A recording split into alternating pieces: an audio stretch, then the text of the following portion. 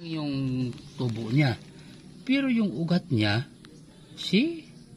Ang hirap na niyang bunutin. Maano siya. Yan, oh. Yan, oh. Samantala, ganun pa lang yung ugat niya, oh. Ay, ugat yung tubo niya. Parang, So, dito, this is, garlic. Ay, anong garlic? garlic. Experiment lang yan. Ano lang ito, lahat naman itong gawain ko ay, ano lang, for experiment lang para sa akin. Para kung halimbawa, epektibo siya, ay gagawin na natin, di ba? Ganun lang kasimple. Na ano, halimbawa, magtatanim ako ng anong gagawin ko natin. Kumbaga, mag-aano ako, dadamihan ko na ba? Yan yung ibig ko sabihin.